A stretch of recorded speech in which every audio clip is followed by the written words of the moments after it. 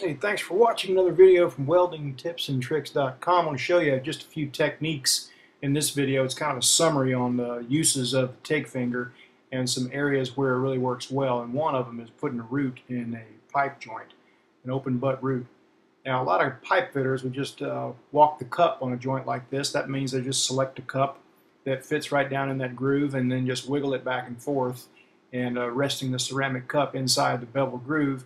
And that works really well, but sometimes you want to go straight forward and back. There's a technique that I use often and I've seen other people use. I learned it a good 25 years ago, and basically it's just laying the wire in the gap. You fit it up where the gap is just slightly smaller than a 1/8 rod, good tight 1/8, so that 1/8 rod just lays in that gap, and then you keep a tight arc.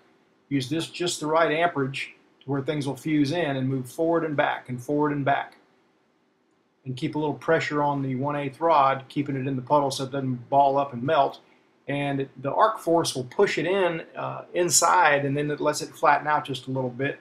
And it actually gives you a little something, some way to kind of gauge your travel speed, just rather than just moving at one steady speed. And it actually works better because it does it pushes it in and then it flattens it out. And you can't go forward and back with walking the cup. You can only go side to side. So the rest of the passes you can put in any way you want, but you can weld a pipe like this all the way out with a TIG finger, and your finger might get warm, but it certainly won't get hot. It's a very, very high heat resistant material, stuff that's used in heat treat ovens, and it's the best thing in captivity for keeping your fingers from getting scalded when you're resting your knuckles on a hot pipe joint.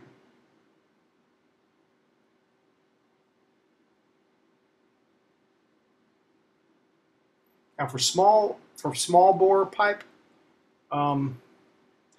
that's where this thing really excels. Sometimes it's really hard to walk the cup, 2" and smaller. I've seen guys try to do it even on 1", but it just doesn't work very well.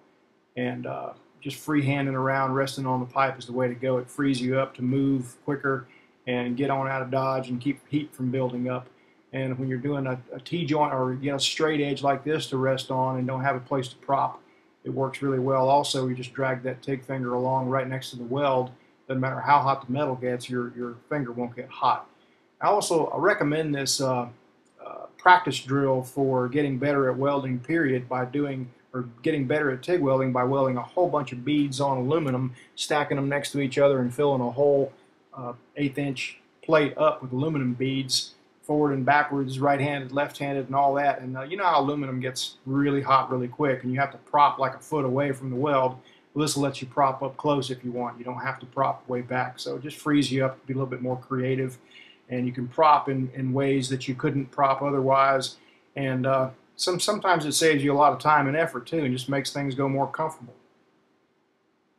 That's some thread repair, actually welding a threaded sleeve onto something instead of building it up and having it machined off, and that worked out really well. That's it. I hope you've got some benefit out of this and this series of videos. And if you decide a TIG finger is for you, we'll certainly ship you one.